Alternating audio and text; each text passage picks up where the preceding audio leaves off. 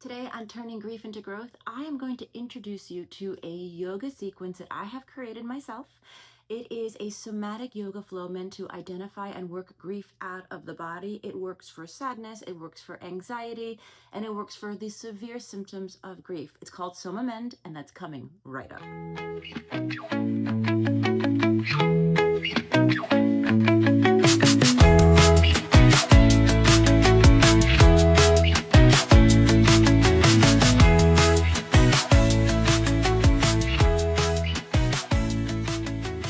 Welcome back to Turning Grief into Growth. I'm Jennifer Santiago, yoga teacher, resilience expert, and grief coach. And today I am talking about Soma Mend. So I talked at length about somatics and what somatics are in a previous YouTube right here.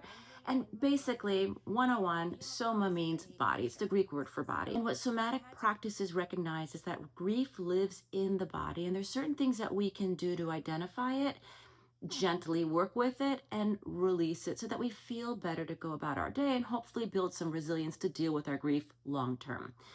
And I have been working on a yoga sequence. So I am going to be teaching a yoga class coming up at the end of September.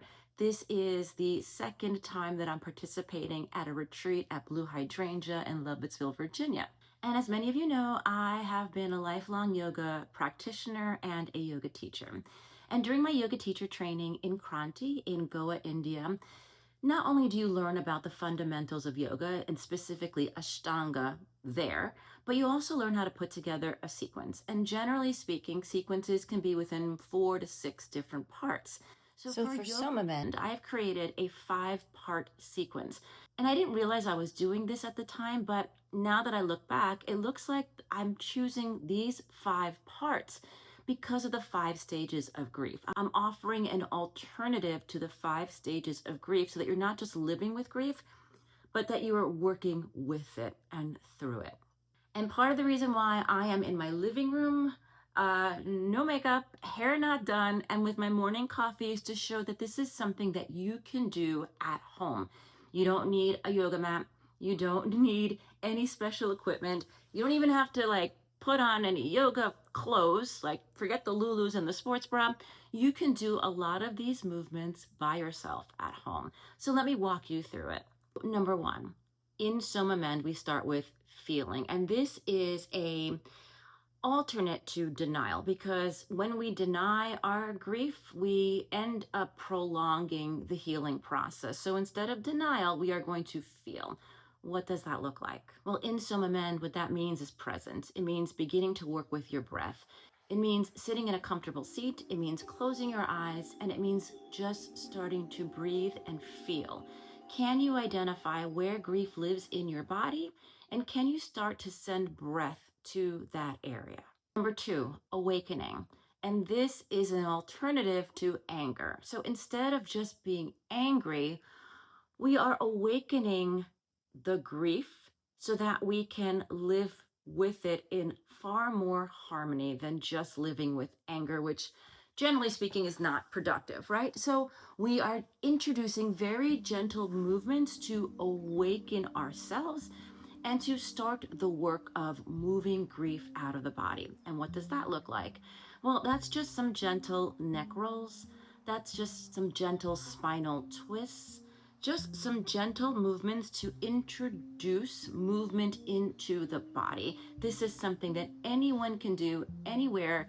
You could even take 5 minutes at work sitting at your desk to do some gentle neck rolls and some spinal twists. Number 3, strengthening. This is an alternate to the bargaining stage of grief. Instead of bargaining with the universe or God or whoever, or instead of begging for our person back or our job back or our relationship back, we are becoming more empowered to deal with the grief. We are strengthening. So this is where we introduce a lot more strengthening poses that are your typical yoga poses, like Warrior 1 or Warrior 2, like Downward Facing Dog, where we're strengthening and lengthening our body to be able to start moving the grief out of the body. And even if you're not feeling that at the moment, at least you're exercising, right? And exercise is so important when you're trying to build resilience to deal with grief. So this is going to be probably the more rigorous part of the class, but still very appropriate for beginners. Number 4,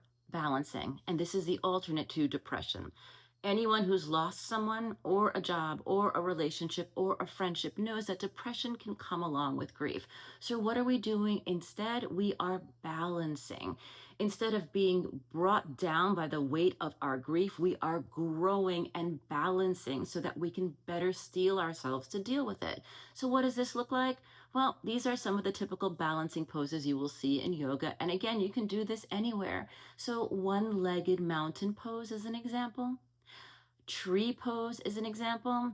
Let me tell you one thing for all my yogis out there that I will not be putting in my sequence, and that is Garuda or eagle pose. If anyone has ever done Garuda, you know that it's really hard to stay balanced in it. So I am going to skip that one, even though it was always written into a script during my last yoga teacher training here locally in Northern Virginia, and I hated doing it. I know you're not supposed to hate yoga, you're supposed to accept it, but that's one pose I'm never going to put in my class. So balancing is a way for us to realize that in life, in order to be resilient, we have to invite balance.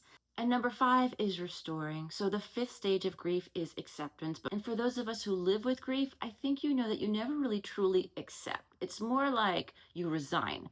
So here we are going to restore. We are going to take our practice, everything that we've done in the last 50 minutes, and we are going to sit with it and allow the benefits of our practice to enter all the places in our body that need a little bit of healing. So this is where you wind down the yoga class, where you take those restorative movements that prepare you for the last pose, which is Shavasana, which is rest pose. If you've ever taken a yoga class, you probably love Shavasana. It's my favorite pose because it's when I get to accept the benefits and practice, put it down, but also use those benefits to carry me through the rest of the day, the week, the month, hopefully longer than that. So that's it in a nutshell, the 5 stages of grief mirrored with the 5 parts of Soma Mend. I'm going to be teaching a Soma Mend class coming up on September 21st. I'll put details in the comments. If you're not in the Northern Virginia area though, please reach out. I do offer one-on-one virtual grief coaching, and I can walk you through my Soma Mend sequence so that you can do it at home anytime you want. And I'll be putting more poses and more sequence details in future videos to come. I do put more on my Instagram page at Turning Grief into Growth. Hope to meet you there. And thank you as always for tuning in to Turning Grief into Growth. See you next time.